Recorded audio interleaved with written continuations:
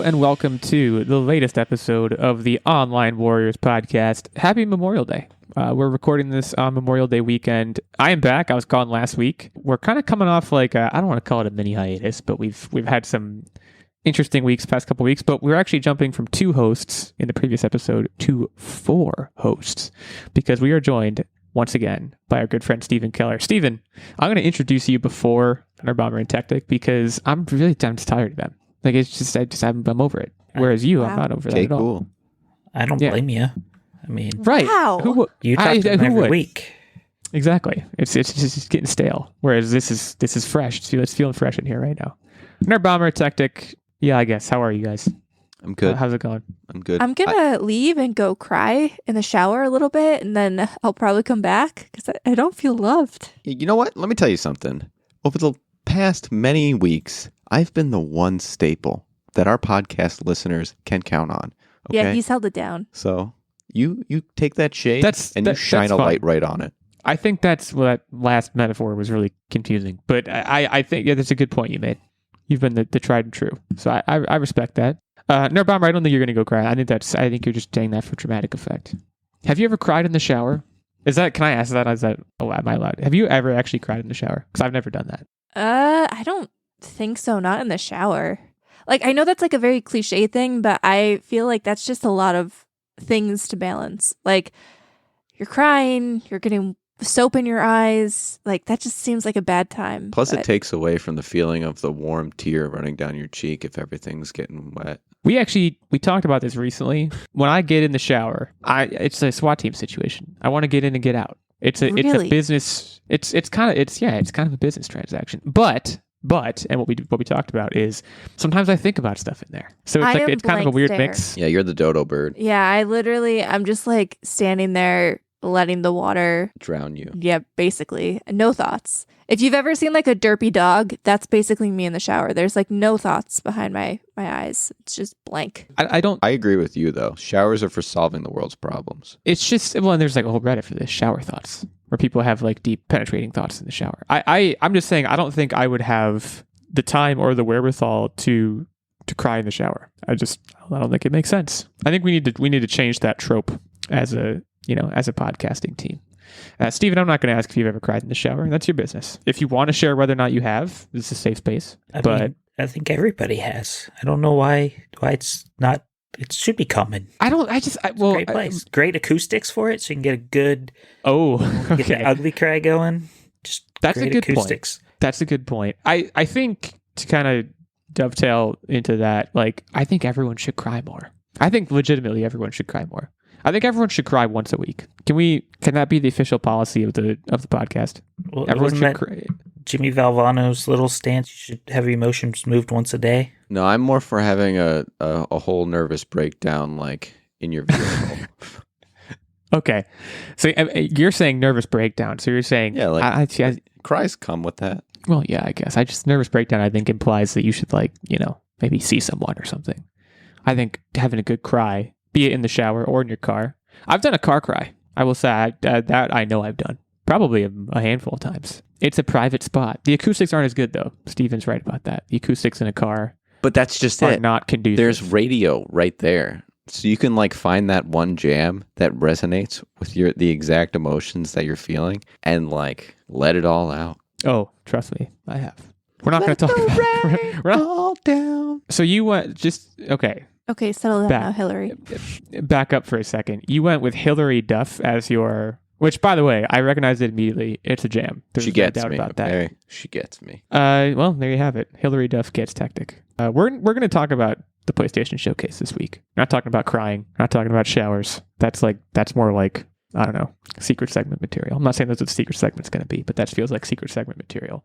What's main episode material and material suited for our fantastic guests this week is going top to bottom on the PlayStation Showcase, which this was like an hour long. This was a full-blown showcase. So there's a lot to dive into.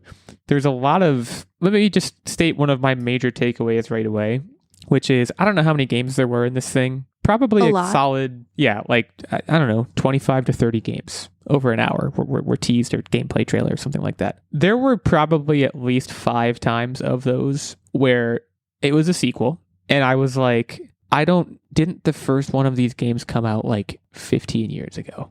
That happened like, I mean, Alan Wake 2, the Talos Principal 2. I don't know when the first Helldivers came out, but there's Helldivers 2, Dragon's Dogma 2. There was a handful of games that I was like, this is a sequel, and that the fact that it's a sequel should make me care. But I don't remember, like, I know the Talos Principal was a big deal. I know Alan Wake was a big deal, but they're so far back in my video game consciousness that I don't know if it was the big reveal that everyone wanted. So that was one of like my like major meta. We're going to go through these games like one by one, but I feel like that was an overarching trend. Was there any big picture thoughts that anyone wanted to share before we start really diving into the I'd like to share my emotions as we progress through the story.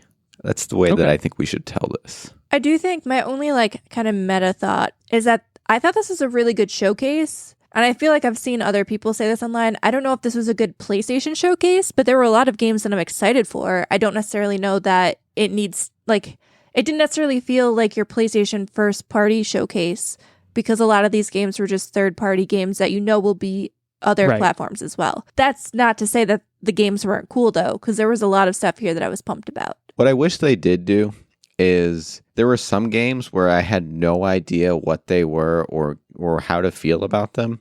But then right after that, they spent like a solid 2 minutes showing me a laser light show of like XO triangle square. Yeah, if they just got rid of that and gave the games just a scooch more time, that would have been better. I'm glad you mentioned that, because who asked for that? What good is it doing? I think those were supposed to be kind of like not official title cards, but I think it was take a sip of water. It felt like it was like go get a snack. Well, it was sort of like I think some of the games that were clumped between those little things were almost related a little bit. Like if you notice, all of the VR games were within a chunk that weren't separated by that little laser light show thing.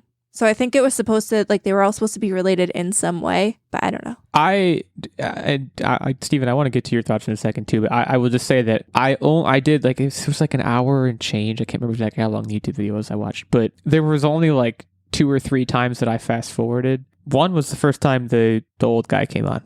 I was like, all right, I know he's going to say blah, blah, blah, we're excited for this and that. And I just zoomed past that. And then I think there were 2 other times where I was like, I don't want to see the shapes anymore.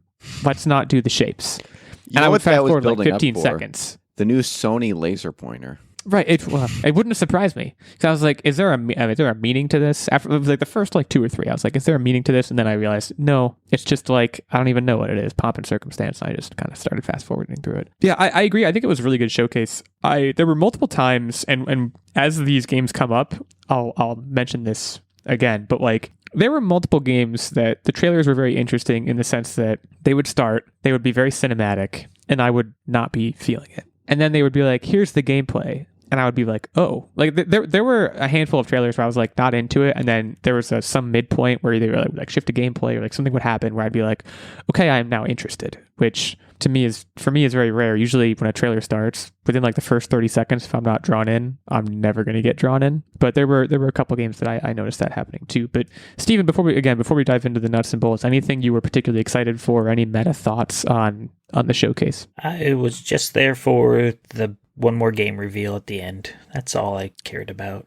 Probably you and a lot of folks. I mean, I will say that was before watching the showcase in its entirety. I watched the quote unquote one more game in like it by itself, and because it was like 10 minutes. It was like the longest piece of the showcase for obvious reasons. But yeah, we're obviously gonna save a big chunk of time towards the end to discuss that one with the respect that it deserves. I guess I'll put it that way. I am going to try, I have a list in front of me here. I'm going to try to kind of go in order just because that feels like the right thing to do. I don't actually know if this is in the exact order that it was shown, but it's the order I'm going to read it in. Fairgame $, if you want to get literal. This was a Haven Studios heist game. It looks very team focused. I thought this trailer was good. I would have liked to see some gameplay. That was kind of my broad strokes. I love the concept. I want to see gameplay. I think I love the concept, but I think, and I could be wrong here, but the execution to me appears like they jumped the shark. Okay, so the concept is basically we've got all these billionaires. We're going to have a all-out like Robin Hood competition to steal from the billionaires. But if you're stealing from the billionaires in a competition sense with other teams also trying to do it, you're then just now competing against each other, and the billionaires just probably watching you laughing like, look at these little mice running around. And so that I think the execution of like online play kind of makes this not as great to me. I think it would have been a really cool just Robin Hood story, almost like a Watch Dogs storyline would have been much better. Payday with like Watch Dogs elements.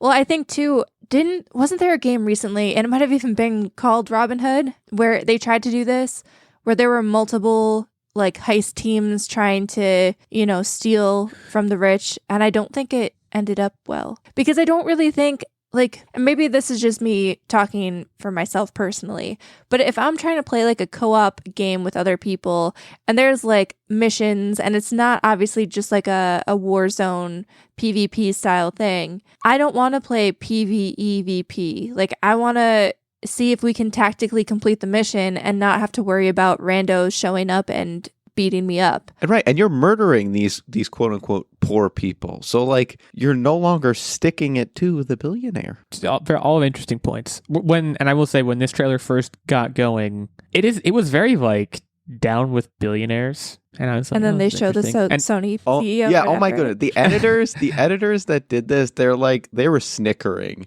about, because they could have opened with him and then went into any of the games, but they're like, no, let's open with Fairgames, and then we'll have our CEO of entertainment go right after this. But I did think, to your point, Tactic, I did think this was a Watch Dogs, like a game in the Watch Dogs universe initially. It just had that vibe to me. I was like, this is a Watch Dogs game. Turned out, obviously, not to be that. But no release date for that one yet. Steven, any thoughts on Fairgames, or shall we move on to Helldivers 2? I do think it's interesting that it's Jade Raymond's new game, which everyone kind of makes a big deal about her and likes her games. So, and speaking of Watch Dogs, she was executive producer for Watch Dogs, so maybe that's why it feels like that. Interesting. But it doesn't feel like it's my type of jam. Probably a game I'll skip. Well, so first of all, does anyone here know about Helldivers 1?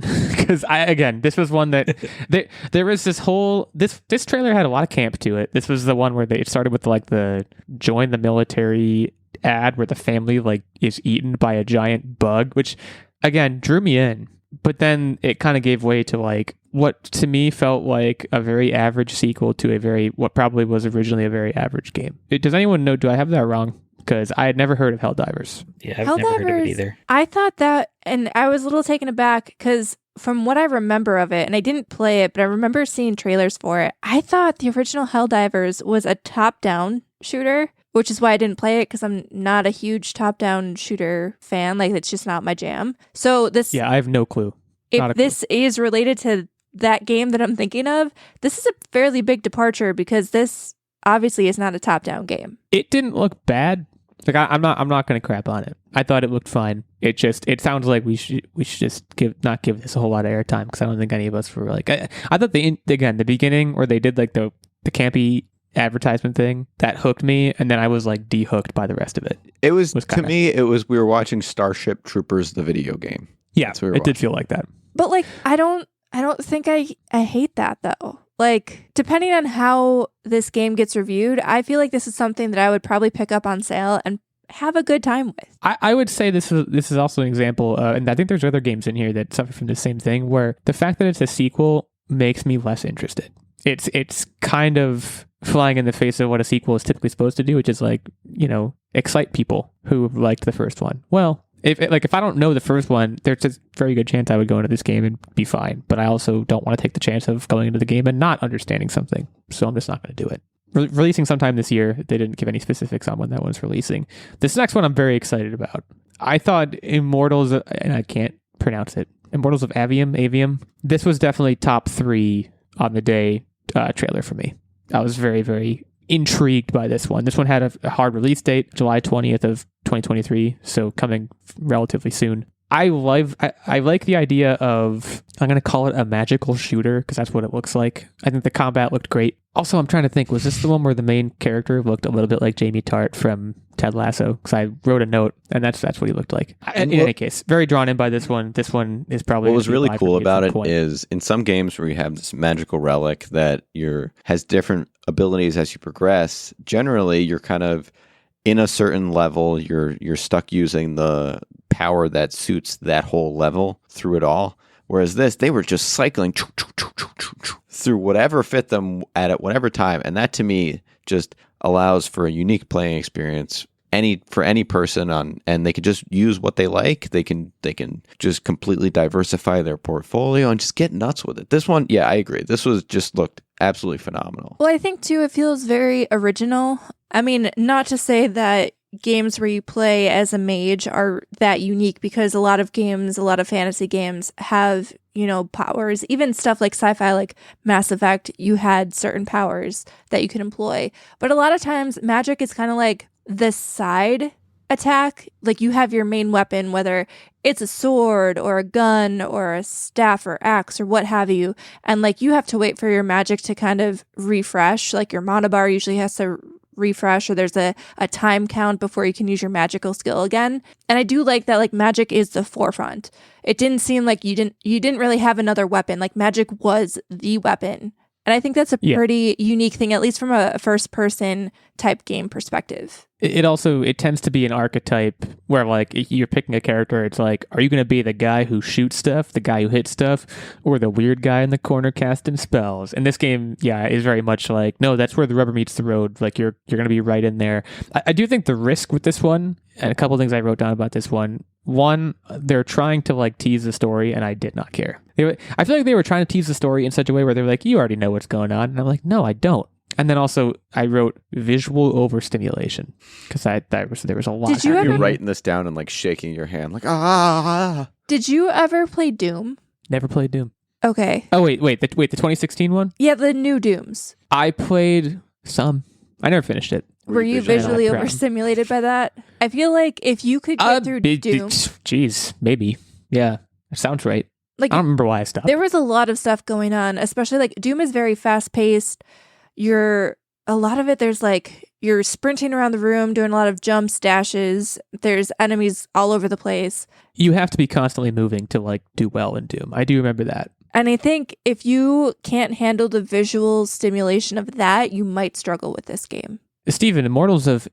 Okay, first of all, weigh in. Is it Aveum or Avium? What are your thoughts on that? Because I'm completely lost. All I know is that it's first-person shooter, so I'm out. He's out. All right. Out. That's good to know. Ghostrunner 2, I'm out on this one. And it's pretty simple as to why. Did you play Ghostrunner 1? I sure tried. I downloaded the demo for Ghostrunner, and it made me feel like the biggest moron on the planet. And I was like, this is too hard for me. So I guarantee you Ghostrunner 2 is going to be too hard for me. And as a result, that's it. I'm out. I think this looks perfectly fine. It's going to be a no from me. See, I loved Ghostrunner. I thought, so like it's a difficult game, don't get me wrong. But one of the cool things about Ghostrunner is it was the first person kind of fighter experience, but you also had to kind of plan ahead. And there was elements of speedrunning. So a lot of it was, I don't want to call it like, okay, I'm trying to think a good way to phrase it. It's not so much like a roguelike where you're playing something over and over again ad nauseum, but there's little chunks and chapters where when you die, you're brought back to the beginning and you have to figure out, how do I go back? How do I do that better? And I really liked the puzzle-solving nature of Ghostrunner paired with just the really crisp graphics, the fun combat, and the speed. I just thought it was super cool. And the soundtrack was awesome too. So for me, like it was difficult, but it was doable. You just had to commit to being able to do like 5 to 10 runs every little chunk of checkpoint that you got to. So I'm psyched about Ghostrunner 2. I loved Ghostrunner 1, so this is my jam. Yeah, that all makes sense to me. I'm just when I think of Ghostrunner, I just think of like the existential crisis that it caused me of like, am I bad at video games? Did you play it on console or PC? I played it on the Switch and I played it handheld, which I believe at the time you were like, you can't do that. No, handheld, like playing with the controller was definitely much better. Playing on the Switch, just knowing the different controllers and having played first-person shooters on the Switch, not the best place to play this game. Yeah, that was borne out by my experience. Steven, Ghostrunner 2, I don't know that I would call it a first-person shooter. Nevertheless, in or out? So at this point in the showcase, I think I hit the part where I was like, every game is a first-person space, mechy, everything looks like Destiny type game. And so I kind of checked out. And I was like, oh, these aren't for me yet. I'm hoping we get something soon. Which is interesting because the next one Phantom Blade Zero. So before, earlier in the show, I talked about as a meta point, this idea of there would be a game trailer. Oh, also Ghostrunner 2 is releasing sometime this year. They didn't give any specifics. The Phantom Blade Zero, I was like, for the first minute or two of this trailer, I was like, I don't care. In fact, I negative care.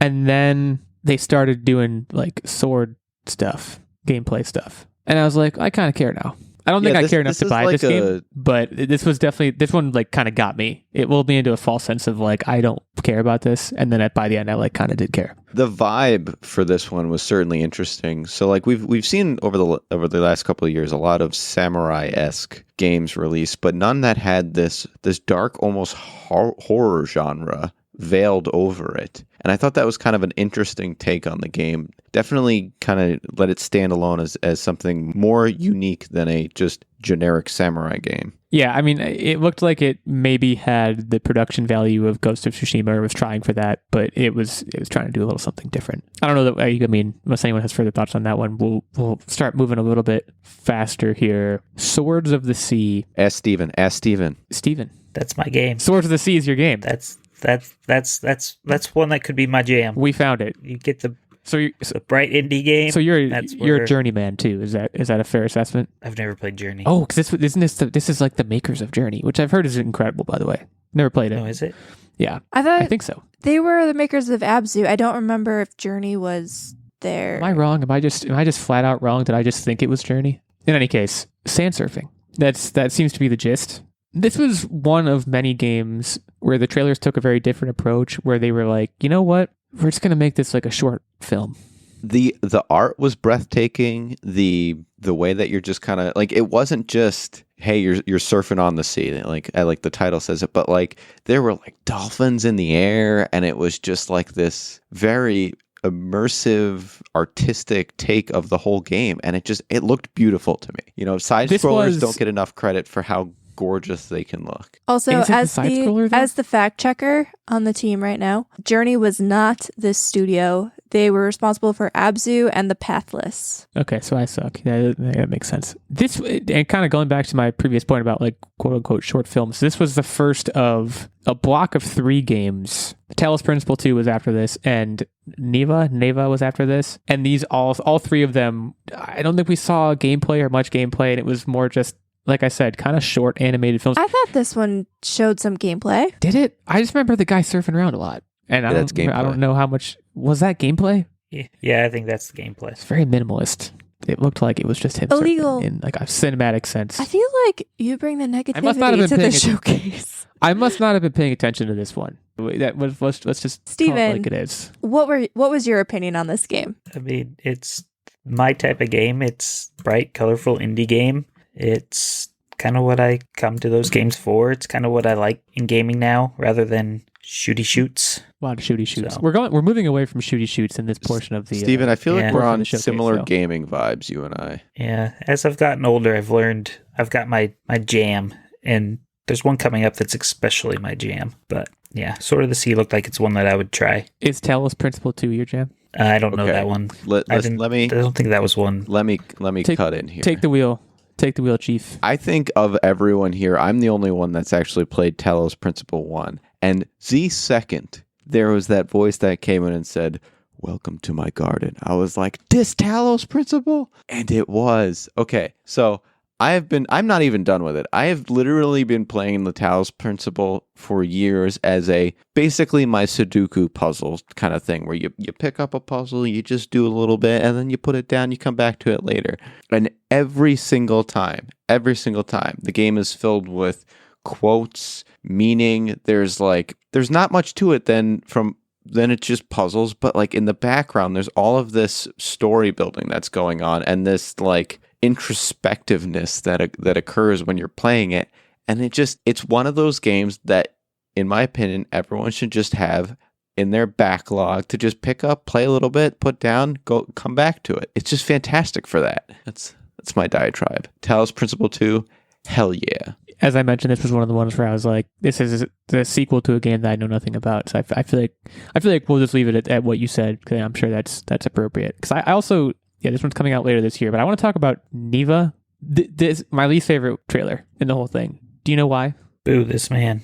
Boo this man. They just killed the dog and they were like, play this game. To I be was like, fair, I get that. Why? You killed the dog. Yeah, like I was really excited about this game. I was like, this looks like it could be really cool. And then they killed the big doggo reindeer tree thing. And I'm just like, well, now I'm sad. Is this what I We have got to... no information about the game. We just got a sad short animated film where a reindeer dog was killed. Yeah, as the perpetual that's- optimistic guy, this is thumbs down for me. But Steven seemed like you were into this. Provide the counterpoint because we're all. I just really liked Grease, the game they made before this, and so I'm down. Like that was somewhat of an emotional journey. It was a fun little trek. Take that off the table. If this was just a standalone, you had no other context. I mean, he did say bright indie before. Yeah, it's a bright indie film. I'm down. Indie movie or indie game. I'm down. It's yeah. I mean, by those It'll criteria, Be short. It'll be in and out. It'll be Are good. you ready to be emotionally devastated by a dog dying? well, Always. he can't be because we just saw it, so he's going to be expecting it. That's fair. You're going to be able to brace yourself. Yeah, it could be that's just the start, and you're gonna find a new friend by the end. Is it fair for me to just again? I know we're going really fast here, but I want to try and hit everything, so we're spinning the wheels. Nerdbomber, can I just give you the floor for Cat Quest Pirates of the Purribean? Oh my freaking Because I feel like this yes. is a you situation more than any other. Dude, so this looks incredible. If you haven't played Cat Quest 1 and 2, like just go do it. It's so much fun. I thought they would be like really stupid little games, and they weren't. They were incredible. I got super invested. You can get loot, you're battling, and there's like dungeons, and it's so good. There's like a weirdly good story. Like you're playing a game called Cat Quest and you don't think there's going to be a great story, but there's a pretty decent story at foot. Cat Quest 2, it's co-op, and that's one of the things that I don't know about Cat Quest Pirates of the Purribean. I really want to know if that's going to be co-op as well, because I got Tactic into the second game with me, and I really want him to play this one with me as well. And I'm just really excited. So like the first couple games are a little bit more in like the fantasy realm where you're like a knight or a mage or what have you. And so the pivot to a new pirate storyline, really, I am super excited about this. Cat Quest games, super underrated. Definitely recommend you go play them. They're not even that expensive. These are like the perfect Switch games as well. This is like when I said that, like, this isn't necessarily a good PlayStation showcase. This is This the is just a PlayStation good showcase. Like Cat Quest, man, oof, that's some like hardcore Switch time for me. So I am looking forward to this one, and I hope y'all are too, because it's Cat Quest, man. Foamstars. I'm reading, for what it's worth, I'm reading all of these titles off of a subreddit, and there's minimal commentary from each for each one, and they put in parentheses here, looks like Splatoon, Yeah. honestly. So I feel like Which also this- I basically wrote. It's Splatoon. It's Splatoon Yeah. meets Overwatch. So, Steven, I know you're a big Splatoon guy. How did you feel about this? Like, do you feel like it's bad because they're copying Splatoon? Do you think like it has enough that differentiates it from Splatoon to make you want to play it? I won't play it mainly because, I have Splatoon, and I feel like this is probably a game where, a lot like that dodgeball game, and I feel like some other online shooters, they just die within 6 months. Yeah, I could see that I don't happening. know what will happen to keep this thing going. I feel like Splatoon's got the Nintendo backing. Yeah. It came out first, so I could see this going out the window. Real Does it quick. make you sad? Like, so one of the things with all of those games that you just listed, like Knockout City, and there's so many of these, like, very colorful multiplayer games that just kind of die. I don't know what the solution is. Like, and one end, every time I see one of these trailers, I have the same reaction where I'm like, I'm not going to get into this because we know they won't hold up against the behemoths out there, and then they'll just die. But also, like, I don't want people to stop innovating. I just don't know what the answer is for these small multiplayer games. I don't know that this is called innovating, though. Well, yeah, this isn't really innovative because it's kind of copying Splatoon. I'm going to copy your horror, but I'll change a couple things. but like stuff like I think it looks Knockout worse than City, Splatoon. like that was, I thought, relatively innovative, but it just, there's no market, I don't think, for these smaller experimental games. And it makes me kind of sad, but at the same time, I don't know what the solution is. The solution is the next game that we're going to talk about. The other piece we'll get to that in a second, but the other piece of the puzzle with this is, and I think this looks like a worse version of Splatoon and also kind of a worse version of like Fortnite. These games are all trying to be Fortnite. Fortnite, I feel like, was designed in the same way and with the same sort of principle at the forefront of the designer's mind, and Fortnite caught on and obviously is still a huge deal. These developers are just hunting for the next Fortnite. I do not think Foamstars is it, so we'll move on to the Plucky Squires, which This was Yes. my This was number also- one. Number one. This of the was top whole 3 for me. showcase. This was definitely top 3 Yeah. for me. I kind of expected all of us to agree on this. I think when you talk about innovation, this looked truly unique and potentially engrossing. And I think it also maybe has a little bit of something for everyone. So, Steven, is it fair to assume brightly colored indie, just again using that template, are you in on this? Yep, I'm down. Give me a little Plucky Yeah. Squire. He looked cute. I liked the way it looked walking through the map and like the weird transitions it would do. It just seemed like a fun, different game that it's just bright. It looks happy. It's just gonna Yeah. be a But good there's time also the playing. knight and the lowly page. No, I'm just kidding. This game, I have to just describe what it is if you didn't see the showcase. This game, you're basically this character that traverses between the 2D and the 3D world via paper books, or there's like drawings on the wall. There's even like little flags that were, again, 2D. Anything that's like this flat surface you would be on in the 2D world, but you can just jump out. You can use it for puzzle solving, getting past certain points. It was just so innovative the way that they went to this new method of traversing through a world. And it's so good. It's so good. Get this game, everybody. I know this is also like a very different style, but it gave me the same internal feeling as the first time that I saw the It Takes Two trailer. And for me, It Takes Two was one of like the top games of whatever year that came out. And the fact that this is able to invoke the same feeling, and I know they're not even like remotely close to being the same thing, but the fact that like I was very excited about the potential for the innovation here and how unique it looked is only a good thing, in my opinion. And maybe at the Game Awards, when they talk about this game, the creator will tell everyone to make babies. We could only hope for that level of zaniness. We're all in agreement on this one. This is a winner. Releasing later this year, actual date unknown. I'm gonna start skipping around a little bit because we could tell. Or do you want to just keep going? We can just keep going in order. I think we're getting kind of Why are you close. so unhinged? I don't know. I guess I'm zany myself today. Well, in that case, the next one, Teardown. I wanted to skip. Let me just be truthful. I wanted to skip this one because I'm not interested. Really? I'm not interested in blocks. But I'm not like, interested in Minecrafty stuff. this is like Minecraft with a purpose. And I know Minecraft has like a story behind it and like a mission and stuff. But this is basically a heist game with the building blocks and world of Minecraft. I don't know that it was a heist game. It kind of looked like a heist game, and that seemed super cool to me. I don't know. It's heisty for sure. It looked more interesting than Minecraft. I'll give you that. Minecraft to me looks like the least interesting game on the face of the planet. So- I do not understand why it's popular. This one I can understand the appeal. You I are it's not great. judging these games by their graphics, and it makes my heart hurt Yeah. a little bit. On occasion, I am. I feel like this game is trying to trick people into thinking that it's Minecraft, and I don't like that about it. I'm judging it harshly, in fairness. Steven, what's your take on this one? Yeah, you 'Cause it's- try to it's prove got me that wrong if you indie can, vibe. or But agree with me.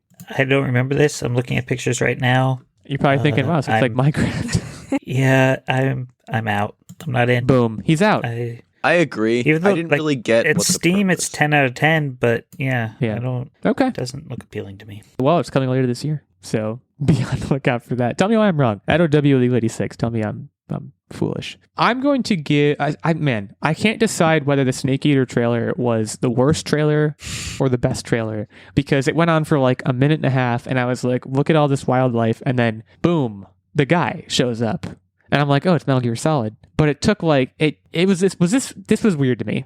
I think I didn't like it. I think I'm landing on that end of things. Maybe I'm just getting cranky, but like. I've never been a big Metal Gear don't- person. Me neither, but this trailer felt disingenuous and lengthy for no real reason. Just tell us it's coming back. Don't show us like a snake and an alligator and like all this. There's also going to have no bearing. It was just like, A long cutscene equals Metal Gear Solid. That's all you need to know. are the cutscenes typically like watching Animal Planet? Because that's what this was like. They go on for like 20 minutes from what I've experienced. But yeah, Are you guys excited about this? Because I think Illeagle and I clearly are just like, meh. But We've never played it. I've never once played it. I'm more no. excited for the originals coming out, like the first, Yes. the old, like the re-releases of the I classics. agree. Again, I agree But- with that wholeheartedly. Master Collection is coming autumn 2023. No release date for Snake Eater. But yeah, I just like, and this is the information that I need, is like, if this is in keeping with how when I think Metal Gear Solid, I think the guy whose name I believe is Snake or Solid Snake or something does badass espionage-y, vaguely Splinter Cell-y kind of things. In no way does it involve Animal Planet. So I was like, what are we doing here? But I mean, it sounds like long cutscenes are a hallmark of the series, which is it's something that I wouldn't know. I was like, it was weird. Because again, this was another trailer where I was like, I'm not interested in whatever this is. And then he showed up and I was like, well, I kind of have to be interested as a video gamer in this now. And I felt very taken in, which I didn't like. Also, I do think that this game is considered like the best in the series. A lot of people hold it in high regard. So I think that's kind of the big deal about it. It's just people just really loving this game. So seeing it come out with a remake will get a lot of people hyped. Highly anticipated, we'll say. This is another, man, they're testing me with pronunciation today. Towers of Aghasba?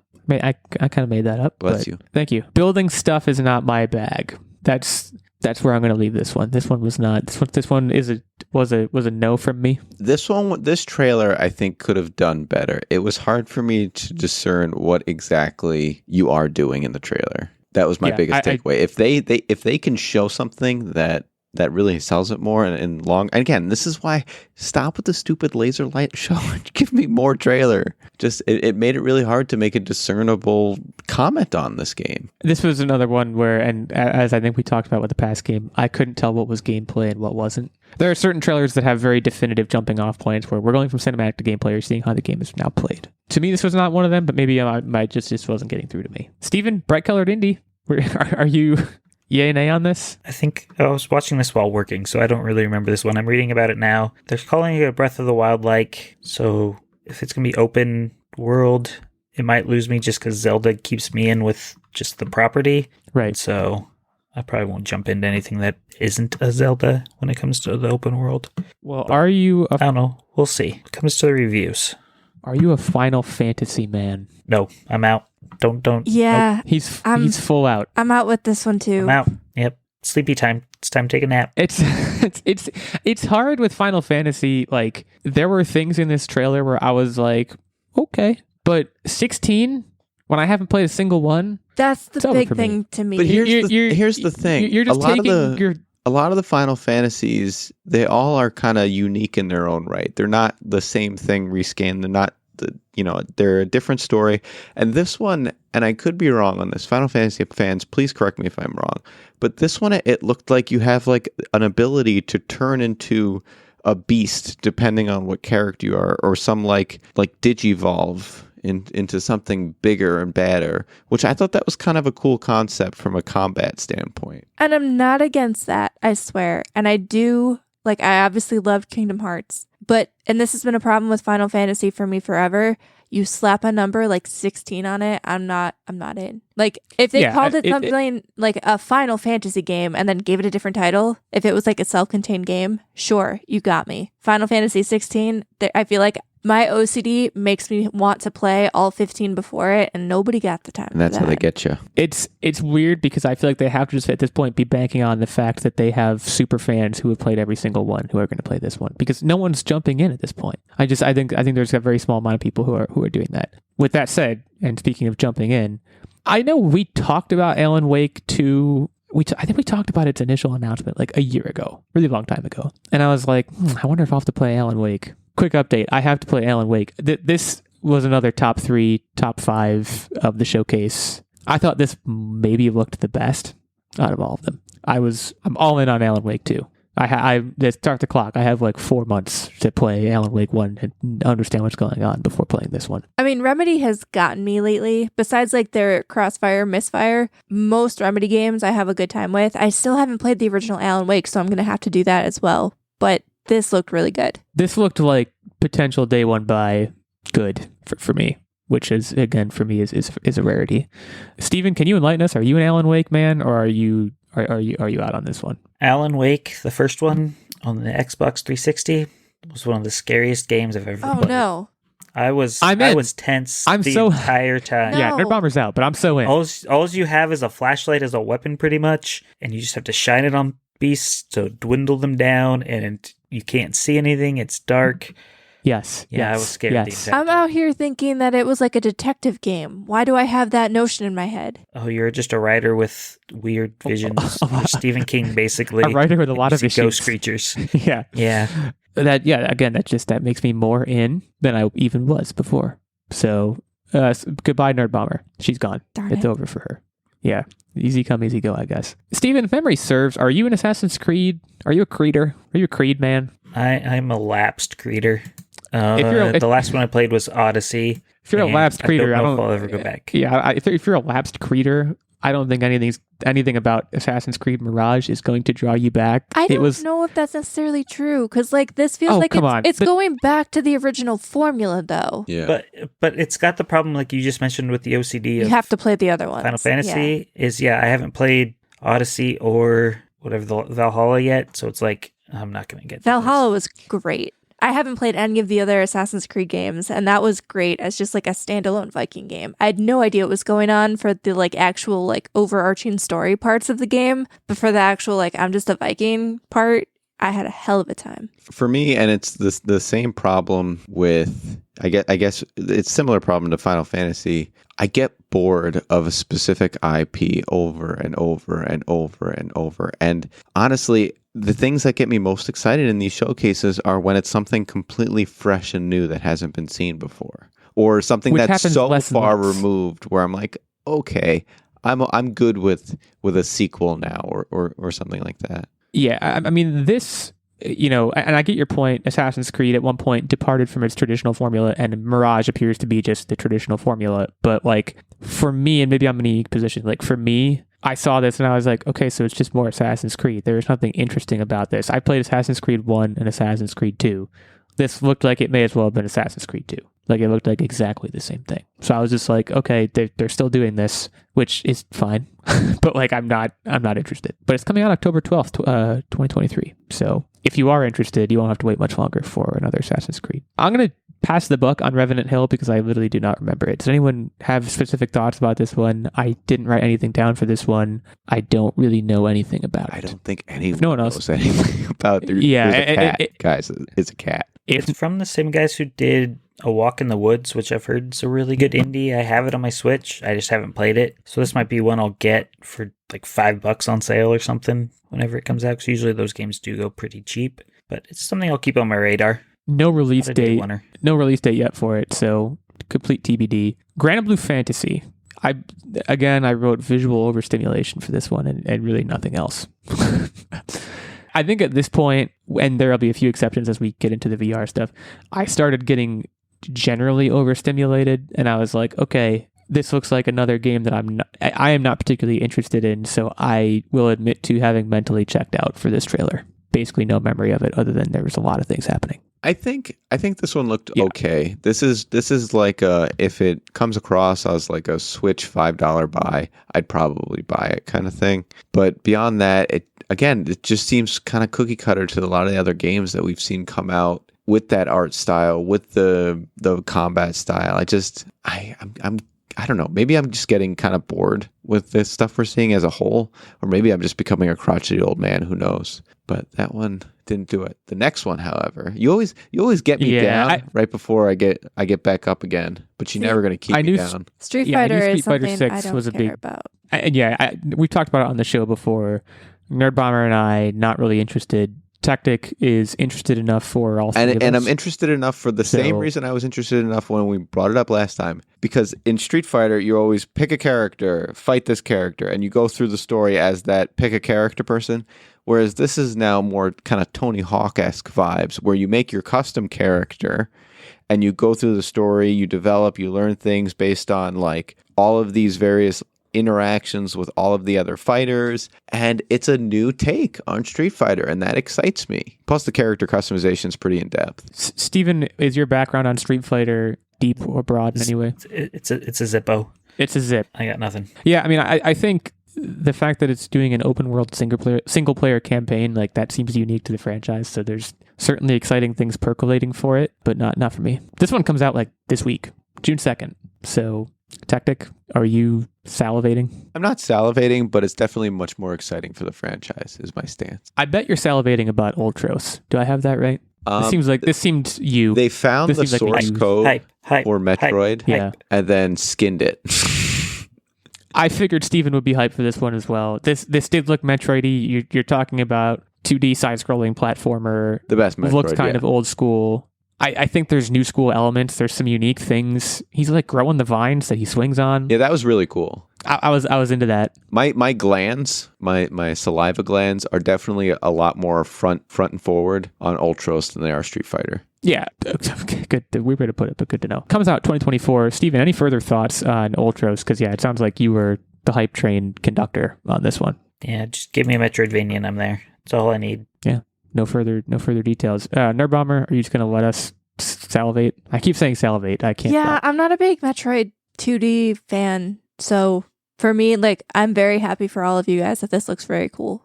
Okay, fair enough. Tower of Fantasy. I'm not gonna lie, I thought this game, there's a lot of like mechas and like robotic animals, and I looked at Tactic and I was like, if this has a number at the end of this, then I'm out. If it is a new IP, then I might actually be in. And it was a new IP, so I'm actually into this one. I was like, oh look, they just showed Granblue Fantasy. They're gonna show it again, but with towers.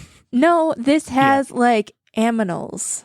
There was robot horsies. You give me a robot horsey, I'm here. I'm out. I think Tactic, you put it right, where this looks like Granblue Fantasy, and I wasn't interested in that one either. So I was just like, okay, looks like exactly the same thing, and I wasn't interested the first time. Steven, Tower of Fantasy. Are you going to be towering, or are you going to be not towering? I will not be towering. I'm looking it up right now. Apparently, it's already out. It's a free-to-play game. Really? On mobile. Oh, okay. Yeah, it's an Android and iOS game. My phone battery is not good enough to support mobile gaming at this point anymore. So, yeah, I'm out. Dragon's Dogma 2. This was another one that I was like, when was Dragon's Dogma 1? Because I missed it. Really? It's like a very... I did. It's old. This one looked good. It's pretty old. I thought this one looked good. Dragon's Dogma consistently goes on sale for the Switch because it was remastered. So, but I don't know if it's a game that you would like. It kind of feels like a not quite as good Skyrim / Dragon Age type sort of game. Dragon Age might not be a great comparison because I don't think there's a lot of dialogue options. But yeah, it's like a fantasy game. So I think a lot of people are probably excited about this. This was, again, a situation in which I was like, I would be, if this was just Dragon's Dogma and there was no 2 on the end, my interest level would have been higher. But alas, it had a 2 on the end. Nerdbomber's favorite game, Five Nights at Freddy's. Yeah, hard out on this one. Help Wanted 2, releasing late 2023. This felt like, and the trailer was essentially just like, it felt like the beginning of Portal, where you're like trapped in a company's think tank. I've never played Five Nights at Freddy's. I don't know why I would start now, which again, it feels very wet blankety, but it's the truth. Steven, have you spent any nights at Freddy's, let alone 5? Too scary. Too scary. Yeah, I'm out. The Nerdbomber school of video gaming. Tactic, yeah. I don't know if you're a 5-nighter. I could care less. I've said it before on the show, and I'll say it again. Five Nights at Freddy is a movie IP and should just be a movie IP. I don't like it as a video game, period. Yeah, it probably wouldn't be allowed in your house either. Let's treat the PSVR 2 games as a block, because I don't think any of us have PSVR 2, so it's one of those like things where we all look at it and we're like, oh, that's neat.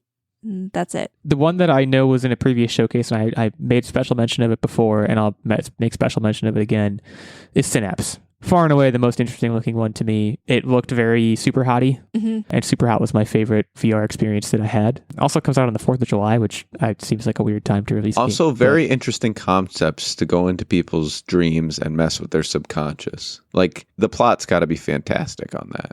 Yeah, I mean, I have no, as you were kind of saying, Nerdbomber, I have no plans to get PSVR 2. So this was really just like, oh, interesting. And then I kind of stopped thinking about it. If you watch Synapse and enjoyed like the puzzle mechanics that they had, not necessarily the shooting, but really like the ways to progress by, like I said, puzzling, you should really check out the Talos Principal too. Wow, you're already shouting out games from the first section of the showcase. Anyone have any other VR Arizona Sunshine games they want to? Arizona Sunshine 2 not only looked like a fantastic game to play, but it made me want to buy Arizona Sunshine 1. It looked great. It looked fun. It looked like a great fit for VR. Zombie killing, sarcastic quips. Ugh.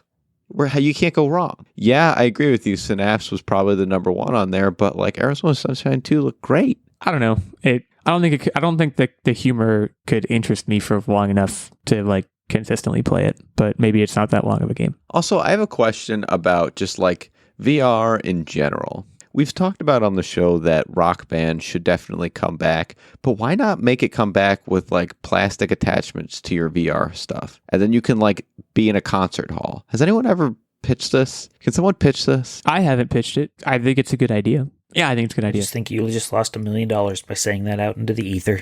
I don't own trademark the IP on just say copyright a Guitar lot. Hero. Copyright. We've copyrighted it. Anyone who steals it now has to pay us. Okay, well, yeah, if the VR again, none of us have the VR. I have no immediate plans to get VR, so we'll move on from that. Beat Saber is getting Queen songs. I think Beat Saber looks fun, but again, that's VR. I've never played it. I want to talk about Marathon because yes, I'm in. And like there wasn't a whole lot to be in on. Like this trailer was very kind of broadly cinematic, with not a lot of understanding of what's actually happening, but I'm willing to trust Bungie. I'm excited I think, just on their pedigree for a new game, because like Destiny we were into, and now there's just so much lore that I've missed that I find it difficult to get back into, and I'm excited for like a fresh slate sort of game from Bungie, even if it's like a Destiny-esque game that feels very similar, but it's just a new story. Like I'm kind of okay with that because I didn't dislike Destiny. I actually really liked it. I just need a fresh start with a game. So I'm gonna read a little bit about the Marathon video game. It is a first-person shooter game developed and published by Bungie and released in December 1994 for the Apple Macintosh. I just wanted to read that out loud. Can't say I knew that. Yeah, this is apparently a remake. Really? That did not come across. It's not a remake. It's just something in the world. It's not a sequel. It's just in the same world kind of thing. I think I read that somewhere. Yeah, that makes this a deep cut for Bungie to return to. The game isn't a direct sequel to the originals, but Bungie says it plays along in the same universe. And Steven, is it fair to say, again, science-based shooter has you just, out the door? Yeah, well, one thing too about this it says is, it's PvP game focused and won't have a single player campaign. Therefore, I'm out. Oh, that's single player. Okay, that's a hit for me as well. Yeah. Bungie, come on. Don't entice me with a game that has no single player. Destiny 2 DLC. I guess Cade is alive. I'm again, and you were kind of hinting at this, Nerdbomber. I'm so outside the Destiny ecosystem now. I've been gone too long that I was just like, okay, I guess Cade's alive. And then I kind of just moved on mentally. I'm sure it will give Destiny people what they want, which is just more things. Concord. I have no idea what this is. Yeah, very little to go on here. I'm definitely interested, just based on the vibe. But this was one of the more minimalist another PvP trailers. Is it? Yeah. See, again, I'm not doing the deep dive research on this, which maybe is a failing of me as a podcaster. But I watched this and thought, you're going to be exploring things in a single player mode. I do wonder if it's not that, then yeah, I'm less interested again. Are developers just... It feels like year over year we're getting more and more PvP games and less story games. And this might be just, again, but does anyone else feel this way? I don't know if I agree. I think the cases of that we're seeing are by and large companies trying to recreate the wild success of things like Fortnite that are very, very microtransaction driven and can just kind of go on forever. Maybe Concord is trying to do that same thing. When I see pure PvP game, that's immediately what I jump to. I'm not sure that we are seeing more of them now than we were a couple years ago. That may be in your head. I don't know. That's just one man's opinion. I didn't want to break the tie here. Are PvP games becoming more popular or too popular? I feel like in the indie scene, we're still getting a lot of good single player games. But thank from God for those developers. From the large scale developers, there is a lot of multiplayer stuff coming out, and it's just like, I'm too old for that. It's such a terrible take, but I like the less time you have as you get older. I feel like those type of games where you have to be really like coordinating time to play with other friends and like squad based games, and then not only coordinate time to play together, but then get good enough to beat other people who have a lot of time to get together and become good. I don't have the time for that. The barrier to entry is implicitly higher. Well, with that said, I think we're gonna an hour in take our break. we're overdue. We'll come back and talk about some of the bigger announcements from Sony as far as new hardware, and then of course the big final game, hint hint, wink wink, and then we'll get into what we've been up to and the quiz. But before we do all of that, we'll take a short break. I will take this opportunity to shout out our fantastic Patreon producer, Mr. Stephen Keller. Stephen, thanks. Happy to have you here. Happy to have you supporting the show as you have now for quite a while. I feel like I need to hop in my car right now. Usually that's what you guys are saying this part. Oh, Feels weird.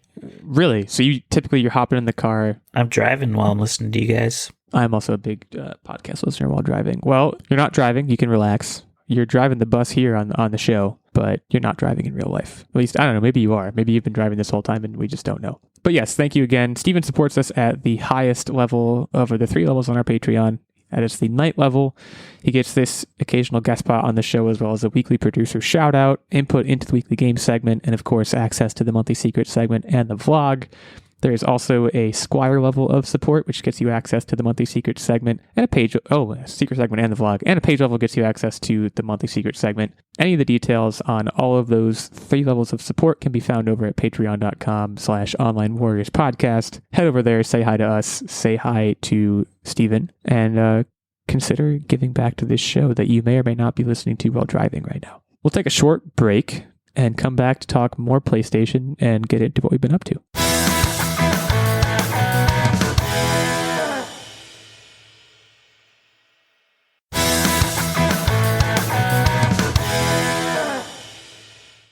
Okay, so at this point, we got a couple of announcements that were non-game centric. The Gran Turismo trailer was I skipped this. I'm going to be totally honest. Well, we already kind of saw this. Yeah, we've new. talked about it as a whole topic. I don't think we need to dwell on it. What we do need to dwell on is PlayStation Q, which is their attempt at a cloud-based handheld. Being released later this year, no official release date noted. We saw it.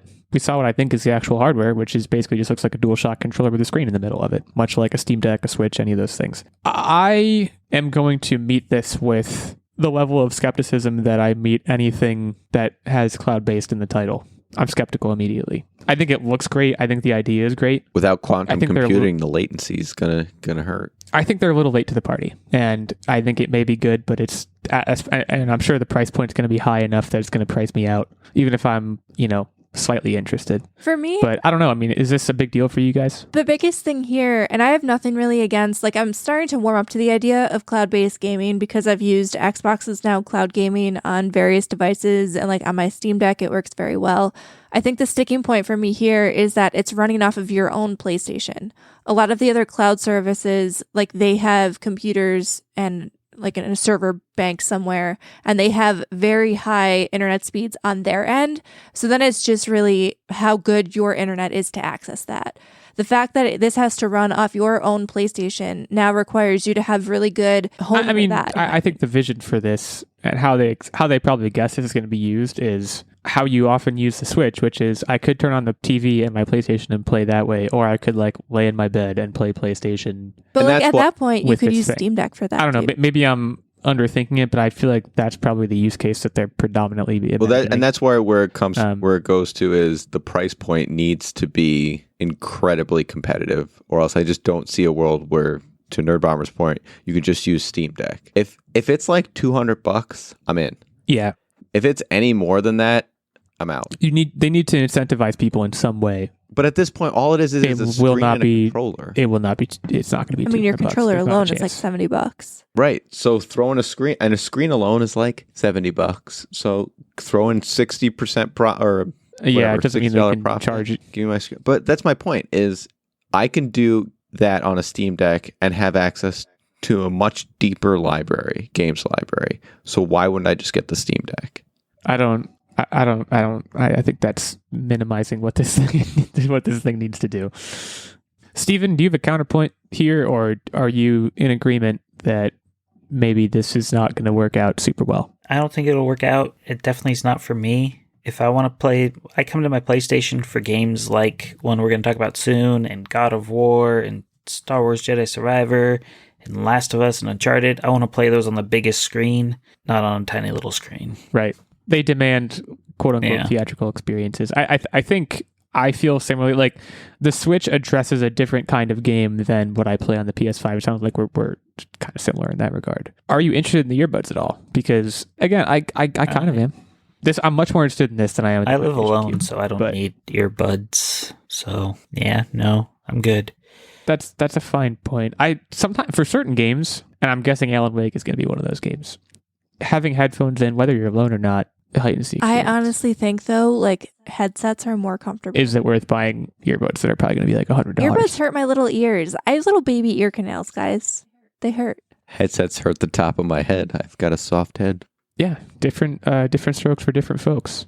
No price or release date mentioned for the earbuds that I'm aware of. And that brings us to the main event, which I know we're all excited about. Look, is there anyone here who isn't going to pre-order or day one buy Spider-Man 2? Before we get into the nuts and bolts of this and everything that happened in this 10-minute expose, you could show me nothing and I would buy it day one.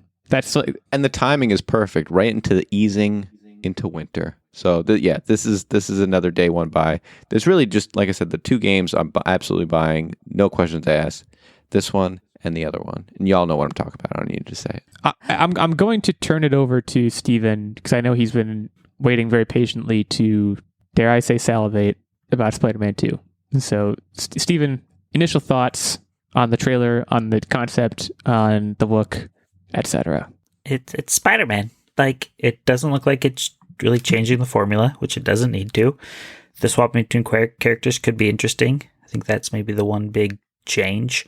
But the first game was just so much fun, and Miles Morales was so much fun. Like, I just immediately want to drop everything and play those two games again, just to get hyped for this game. Yeah, you're immediately touching on, I think, one of the main points that I wanted to make, which is, the gameplay trailer did exactly what it needed to do. It showcased at least at least two villains that you're going to have to contend with throughout this game. It showcased a lot of the symbiote stuff, and it also showcased the character switching. Outside of those things, and in particular outside of the symbiote and the character switching, they could do the same exact game again. They could add nothing and I would buy it. That's kind of, they're in a unique position here that for me they pretty much have carte blanche. So I'm seeing a lot of things online talking about how the symbiote suit looks, how the voice sounds.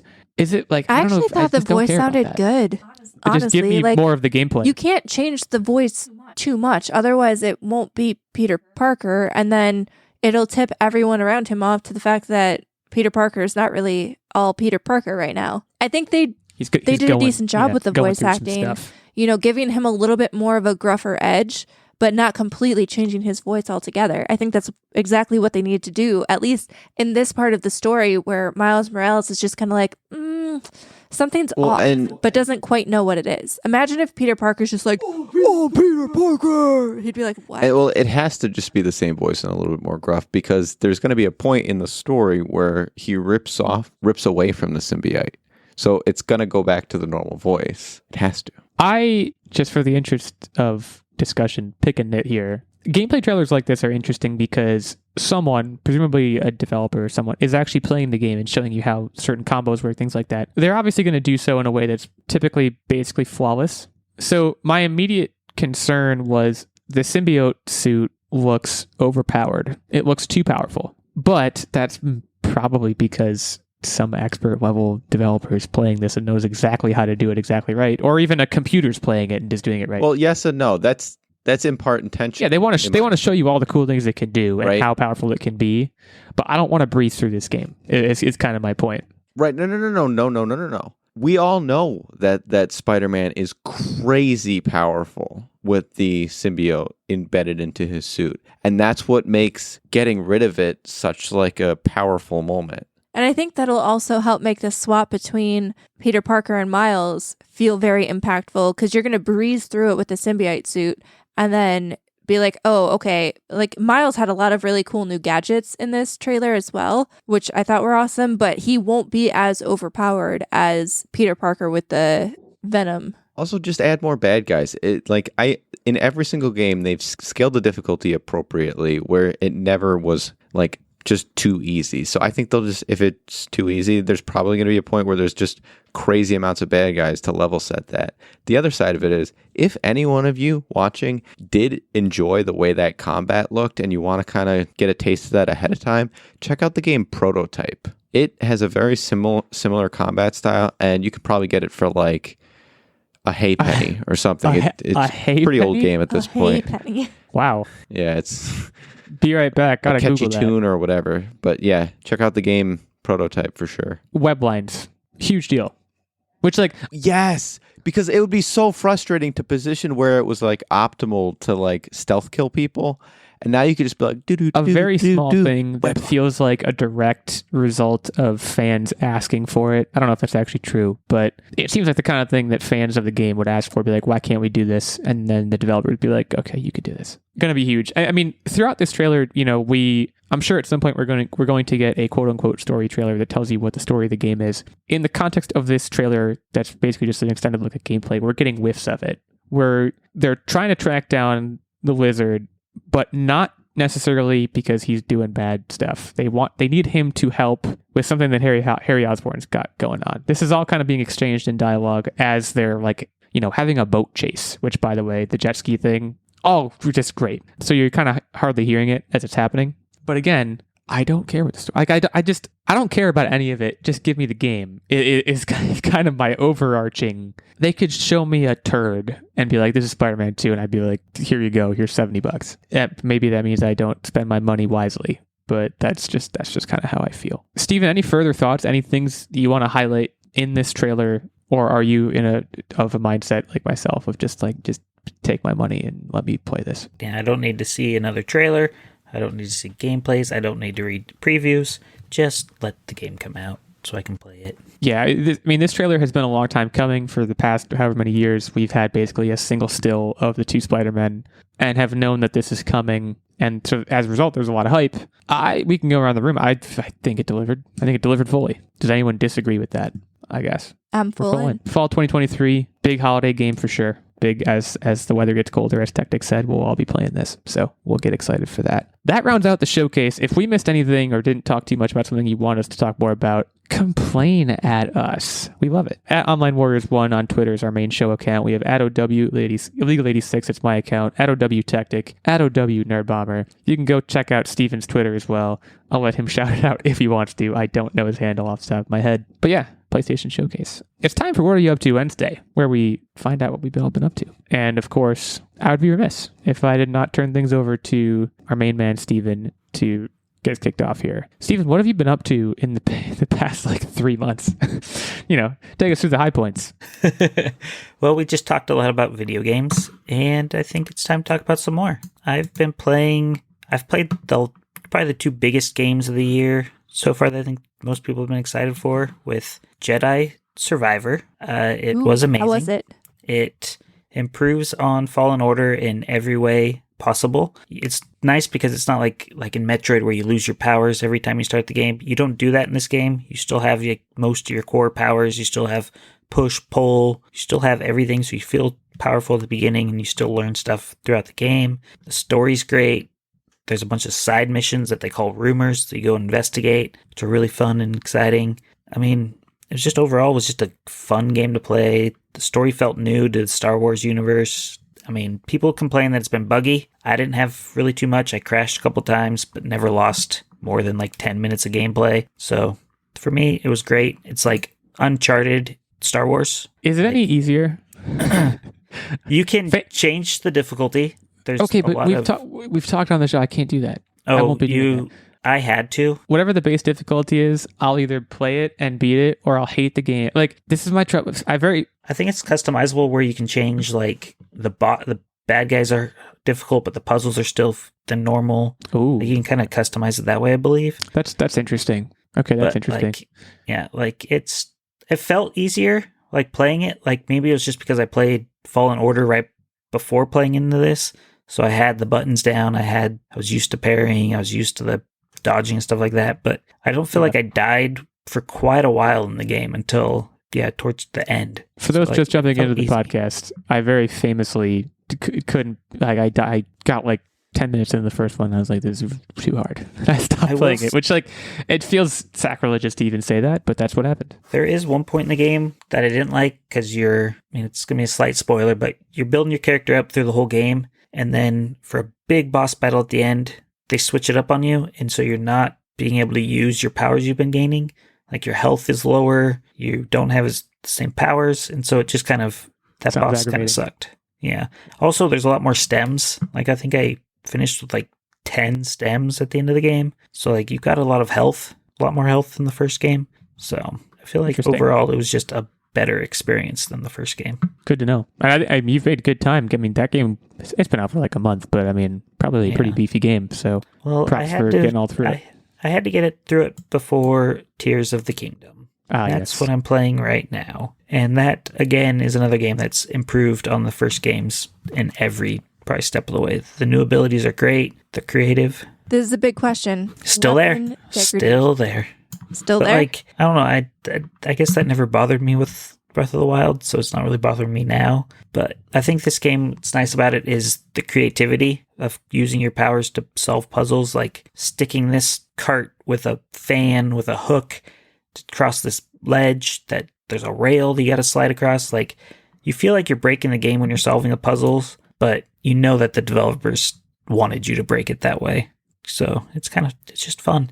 I will say that it's a little bit too open, that if you don't go into it with a mindset of, okay, this is what I'm going to do today, you're just going to wander around and feel like you didn't accomplish much. So it's like, all right, today I'm just going to go get towers, unlock the map, do some shrines. And the next day I'm going to go do some story, or I'm going to go do some side missions. Like, you kind of have to go in with a goal. Right. Yeah, it's Zelda. People are like losing their jobs over this game.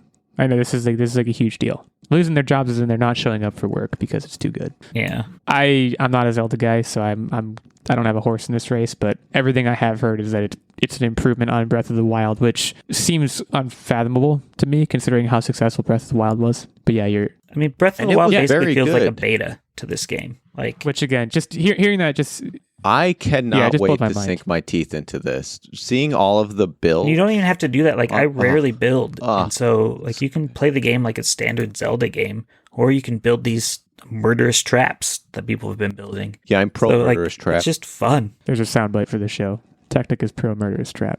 Awesome. Anything else you want to update us on, or are you going to kick the ball to somebody else? Oh, kick the ball. I gotta Kick go the play ball. Dungeon. I'll take the ball. I was out last week, so I feel like I have a lot of things to catch up on. First thing I want to shout out actually is another podcast that I've started listening to, which I try not to shout out other podcasts on the show because we're the one and only true amazing podcast, as you all know. But I've started listening to a podcast called The Rewatchables, which is part of the Ringerverse, a bunch of podcasts that are put together by The Ringer, which I think is a sports website nominally.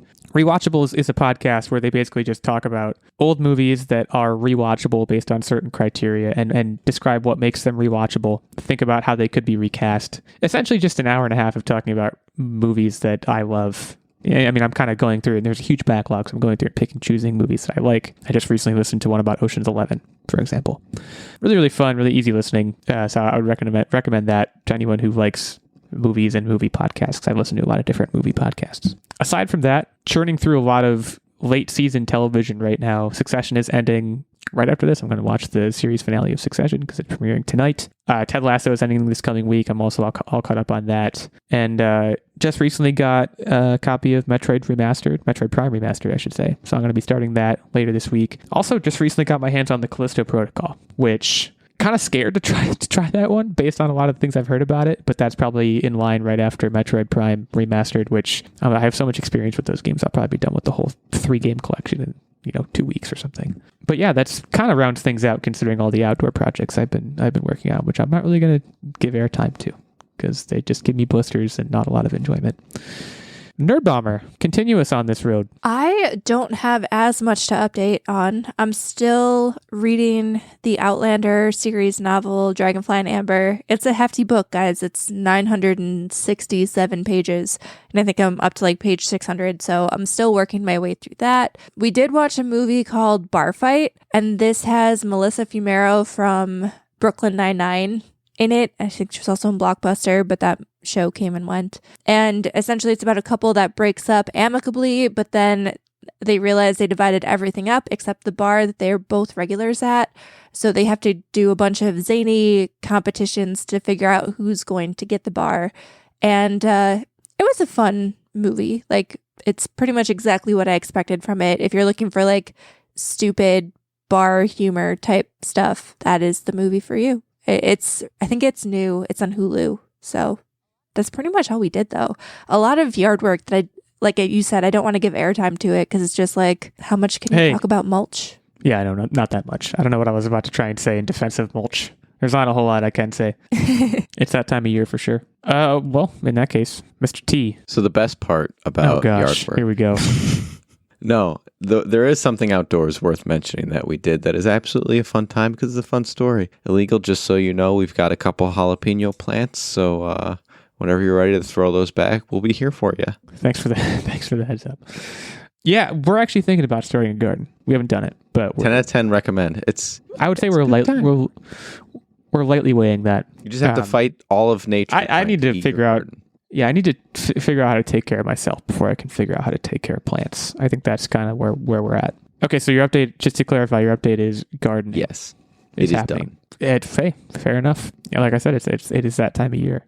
Well, we are going to head into our quiz, which I've actually had this quiz planned on the books for a couple weeks now, again, considering me missing last week. This is about Starbucks. I will say I'm glad I'm not participating in this quiz because I'm not a big Starbucks person, as it were. I know it's a phenomenon. Also, this is not in the quiz, but they just came out with a drink. I don't know if you guys have seen this. It's got olive oil coffee, the Oleato. I've heard it's making people poop. Yeah, I would think so. It sounds horrible. I'm sure it's not. But also, Steven, if you're a big Oleato man, I'm sorry if I just offended you, but it sounds kind of gross to me. So yeah, Starbucks. We're going to do this the typical way, meaning we'll Price is Right style. All of these are numerical results, numerical answer questions. 5 questions here. If there's a tiebreaker needed at the end, I will have to find one because I have 5 questions written here. We are going to, let me think, what gives Steven the most advantage? I think Steven going last gives him the most advantage. As far as what the standings are, though? Yeah, here we go. Standings update? Standings update. Tactics 6 and 3. Top dog. He will go first because I believe that gives everyone else a slight advantage. Technically, I'm not top dog. Steven is top dog. That's correct. We'll get to that. Tactics 6 and 3. Myself 5 and 7. Nerdbomber 4 and 7. Cruising to the scary video game punishment towards the end of the year. Let's all keep our fingers crossed for that. Steven 1-0, which I imagine is why he requested a score update. Whoa. He's supposed to be 2-0? It's 2-0. No, he's 2-0. Yeah, it's 2-0. I probably just didn't write it down last time because I was like, obviously Steven won again. Steven 2-0. My apologies to the fans and to Steven. We'll see if you can keep that undefeated record. Let's roll right into it here. Tactic, like I said, you will go first because that gives everyone else a disadvantage. When was Starbucks founded? Looking for a year. This was like just before Y2K, 1999. No way. We'll go Nerdbomber next. I'm going to say 1965. And Steven. That's right where I was around. I'm going to go 1970. He's off to a hot start, ladies and gents. March 30th, 1971. Disco Boo. and coffee. 70s was a big decade. Yeah, Nerdbomber, you got smoked. Well, hey, he wants the undefeated season, and also he wants you to lose, and we all want that, except for you, probably. Okay, Nerdbomber, you will start us off next. How many locations does Starbucks have worldwide? 600. Oh, wait, no. Worldwide. Just to clarify, were you about to say 600 something? Yeah. Okay, I'm going to give you a little hint. It's more than that. Yeah, I know. Worldwide. Worldwide. Mr. World. I'm going to say 5,069. Steven? Wow. Also, everyone has a +1, by the way. It's kind of weird with 3 players, but I have to say like, everyone still has a +1. Yeah. So I'm going to say 20,000. And Tactic. I'm going to say 50,000. Ooh. You and Steven were essentially equidistant from the answer. You, of course, busted. 35,711. Who let this guy on the show? Actually, technically, we're I at was closer. We're at a point. I was closer. Oh, okay, all right. Technically, you were closer, but you still didn't get a point. So yeah, we're at a point now where I don't know. I guess you and Nerdbomber, you and Tactic have to like make an alliance to try and beat him because that's where we are. The good news is he goes first for the next question, which gives him a theoretical disadvantage. But yes, it's Steven 2, you 2 losers, big 0. How many milligrams of caffeine are in a grande coffee? Who knows this stuff? Well, that's what makes it a great quiz question. Probably no one. I mean, the internet knows, but you know.